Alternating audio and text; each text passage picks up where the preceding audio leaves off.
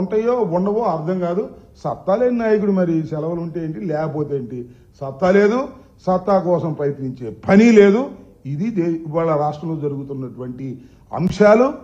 P4 అని చెప్పి తన బాధ్యత నుంచి తప్పుకుంటున్నటువంటి వ్యక్తి నారా చంద్రబాబు నాయుడు గారు. పేద ప్రజలను ఆదుకోవలసినటువంటి ముఖ్యమంత్రి ప్రభుత్వ పాలసీలు పక్కన పెట్టి ప్రైవేట్ రంగంలో ధనికులకు ఈ బాధ్యత అప్పజెప్పి తప్పుకుపోవాలనుకునే పిరికి ముఖ్యమంత్రి నారా చంద్రబాబు నాయుడు గారు. నారా చంద్రబాబు నాయుడు గారు ప్రజల పక్షాన ఉండి పేదరిక నిర్మూలన కోసం ప్రయత్నం చేయవలసిన వ్యక్తి మొత్తం ప్రైవేటు పరం చేసేసి ప్రైవేటు వ్యక్తులకు రాష్ట్రాన్ని అమ్మేటటువంటి కార్యక్రమం చేస్తూ ఇవాళ పేద ప్రజల గురించి మాట్లాడే హక్కు నైతికంగా మీకు లేదు. అందువల్లే బంగారు కుటుంబాలన్నీ నువ్వు బిగిన్ చేయగానే సెలవు వెళ్ళిపోయారు. వాళ్ళని పట్టుకొచ్చారు. మీకు బంగారు కుటుంబాలు, మీకు డబ్బులు ఇస్తాము రమ్మని. పాపం వాళ్ళకేం తెలుసు, వచ్చారు, చూశారు ఇక్కడ అంతా ఇదంతా గందరగోళంగా ఉంది. ఈ బంగారు కుటుంబంలో మనకు పైసా వచ్చేది లేదు, సచ్చేది లేదు. ఈ ఉపన్యాసాలు, ఈ సొల్లు పెట్టల ద్వారా ఏమంటాడు, సెల్ ఫోన్ ఆయనే కనిపెట్టా. అబ్బా కింద టౌలు కొడతారు. సెల్ ఫోన్ ఆయన కనిపెట్టాడు. ఐటీని తీసుకొచ్చింది ఆయనేనంట. అందువల్ల అందరికీ సెల్ ఫోన్లు వచ్చినాయి. ఏంది పెట్టల ద్వారా కదా నాకు అర్థం కాల.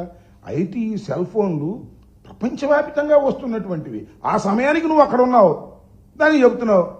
మళ్ళీ కొన్నాళ్ళు పోయిన తర్వాత ఏమండు, అసలు పోలవరం నా ప్లానే, నేనే ఫౌండేషన్ వేసా, నేనే మొత్తం చేశా అని చెబుతాడు. నమ్మి అమాయకులు నమ్ముతారు.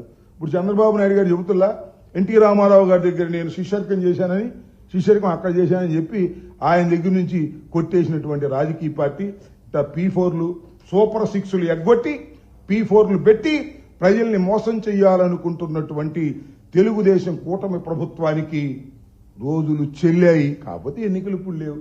చూస్తున్నాం కదా, స్థానిక సంస్థల ఎన్నికల్లో వాళ్ళు ఎంత చేసినా తిరగబడి మా నాయకులు ప్రయత్నం చేసి మళ్ళా నిలబెట్టుకునేటటువంటి కార్యక్రమాలు చేస్తున్నారు. ఈ P4లన్నీ కూడా ప్రజల్ని మోసం చేసి ఒక చీటింగ్ గా భావించాలని ఈ సందర్భంగా మిమ్మల్ని నేను కోరుతూ ఉన్నాను. ఓకే, ఏమని ప్రధాన పత్రికలో ఏమొచ్చింది వార్త?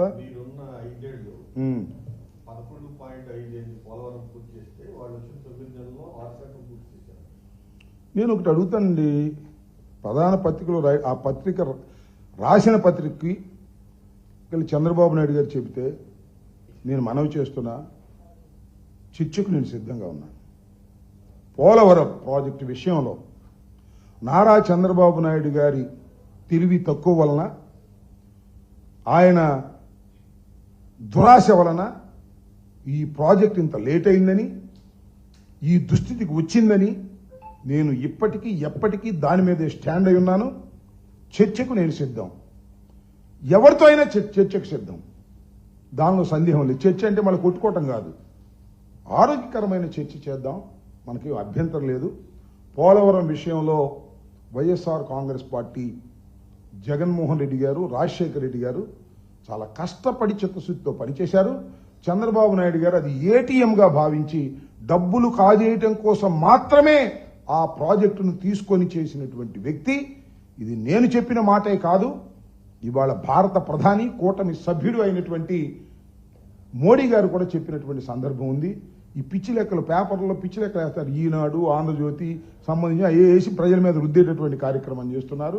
నేను మరొకసారి చెబుతున్నా, పోలవరాన్ని అతి వేగంగా కరోనా ఉన్నా కూడా ముందుకు తీసుకువెళ్లినటువంటి ఘనత వైఎస్ఆర్ కాంగ్రెస్ పార్టీ ప్రభుత్వానిది. అసలు నదిని డైవర్ట్ చేసిన ఘనత వైఎస్ఆర్ కాంగ్రెస్ పార్టీది. స్పిల్వేని పూర్తి చేసిన ఘనత వైఎస్ఆర్ కాంగ్రెస్ పార్టీది. కాఫర్ డ్యాములు 2 క్లోజ్ చేసిన ఘనత వైఎస్ఆర్ కాంగ్రెస్ పార్టీది. స్పిల్వేనే కాదు, మొత్తం టోటల్ గా అనేకమైన కార్యక్రమాలు చేశాం. చంద్రబాబు నాయుడు గారు మొన్న చెప్తున్నాయండి, మళ్ళా నాకు అర్థం కావడం లేదు. ఆయన అమాయకుడా లేకపోతే చెప్పిందే చెప్పి ప్రజల్ని నమ్మించాలనుకుంటున్నాడా నాకు అర్థం కాల. ఆయన అంటాడు, మేము డయాఫ్రమ్ వాల్ వేసేసాం, జగన్మోహన్ రెడ్డి గారు వచ్చి కాఫర్ డ్యాములు పూర్తి చేసుకోవడంలో విఫలమైపోయాడు, అందువల్ల దెబ్బతినిపోయింది అంటాడు.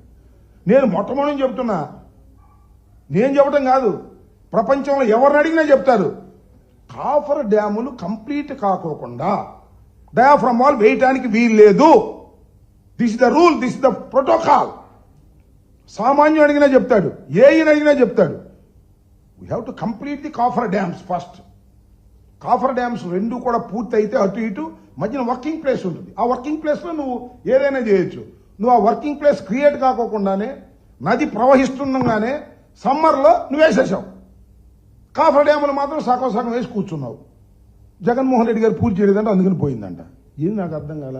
ఎట్లా ఉందంటే తొండి ఆడతారే అంత తొండి ఆడేటువంటి కార్యక్రమాలు చంద్రబాబు నాయుడు గారు చేస్తున్నాడు. సరే లెక్కలేస్తారు, చూద్దాం ఏం జరిగిద్దాం. చంద్రబాబు నాయుడు గారు వచ్చారు కదా అధికారంలోకి, పోలవరాన్ని పూర్తి చేస్తాం అంటున్నాడు కదా, చూద్దాం ఏం జరిగిద్దాం.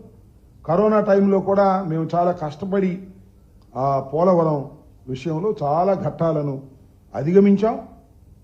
దురదృష్టం చంద్రబాబు నాయుడు గారి అతి తెలివి వల్ల, తెలివి తక్కువతనం వల్ల, కాఫర్ డ్యాములు క్లోజ్ చేయకోకుండా డయాఫ్రమ్ వాల్ వేయటం వల్ల ఇది ఆలస్యమైంది. అంతకు మించి మరొకటి కానే కాదని కూడా ఈ సందర్భంగా నేను చెప్పదలుచుకున్నాను.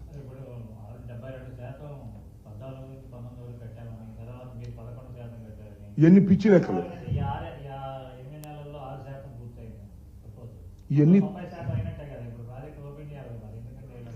అది అడగాలి నువ్వు సార్ మాకు. అది అట్లా కాదు, వాళ్ళు చెప్పిన లెక్కల ప్రకారం అసలు అంతా అయిపోయినట్టే లెక్క, అంతే కదా. 90% అయిపోయినట్టే లెక్క. ఇప్పుడు 90% అయిందా? కాలేదు కదా. వాళ్ళు చెప్పే లెక్క ప్రకారం ఓపెన్ చేసేయచ్చు కదా. మరి 27 దాకా ఎందుకు? సో వారి చేతిలో పత్రికలు ఉన్నాయి, వారి చేతిలో మీడియా ఉంది. పిచ్చి లెక్కలు రాస్తారా, అవి చదువుతారు, చదివి నిజం అనుకుంటారు. వాస్తవాలు అవి కావు. నేను మళ్ళా చెప్తున్నా, ఎవరితో అయినా చర్చకు సిద్ధం. ఆరోగ్యకరమైన చర్చ. ఊనే చర్చ అంటే బూతులు ఇట్టుకోవడం వద్దు. రీజనబుల్గా చర్చించుకుందాం రండి. ఆ ఇరిగేషన్ మంత్రి వస్తాడా, లేదా చంద్రబాబు నాయుడు గారు పిలిస్తే ఆయన దగ్గరికి వస్తానండి సెక్రటేరియట్కి, నాకేం అభ్యంతరం లేదు.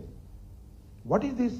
ఎందుకు ఇంత అబద్ధాలు ఆడతారు, అసత్యాలు మాట్లాడతారు, దుర్మార్గం చేస్తారు? మొత్తం టోటల్గా పోలవరాన్ని సర్వనాశనం చేసింది నారా చంద్రబాబు నాయుడు గారు. నాశనం చేయాలని కాదు, డబ్బులు కాజేయాలని, అంతే, అంతకు మించి లేదు. నేను అనేక సందర్భాలు చెప్పా, ఇప్పుడు చెప్తా, ఎప్పుడు చెప్తా. అసలు కేంద్ర ప్రభుత్వం చేయవలసినటువంటి ప్రాజెక్టుని రాష్ట్ర ప్రభుత్వం ఎందుకు తీసుకుందని అడుగుతా ఉన్నా. గొంతు చించుకొని అడిచా 100 సార్లు అడిగేప్పటికి. నేను మంత్రి అయిన తర్వాత ఒక్కరోజు కూడా సమాధానం చెప్పలే, ఒక్క మంత్రి కూడా సమాధానం చెప్పలే నాకు. చంద్రబాబు నాయుడు గారి సంగతి దేవుడు ఎరుగు. ఎందుకంటే ఆయన లెవెల్ పెచ్చు, నా లెవెల్ తక్కువ అనుకో. మంత్రి అనే చెప్పొచ్చు కదా. అసలు కేంద్ర ప్రభుత్వం చేయవలసినటువంటి పని నువ్వు ఎందుకు తీసుకున్నావు? 2016లో తీసుకున్నావు, 13, 14 రేట్లు కడతాను ఎందుకు తీసుకున్నావు? కాఫర్ డ్యాములు క్లోజ్ చేయకోకుండా డయాఫ్రమ్ వాళ్ళు ఎందుకు వేసావు? దీనికి సమాధానం చెప్పండి అంటే అది చెప్పరు, ఏదేదో మాట్లాడతారు. 1% 2%. రాంబాబు గారికి అసలు పోలవరం అర్థం కాలేదంట. ఆయనకే అర్థం కాకపోతే ఇంకేం అర్థమైంది ఇరిగేషన్ మంత్రికి? చంద్రబాబుకే అర్థం అలా.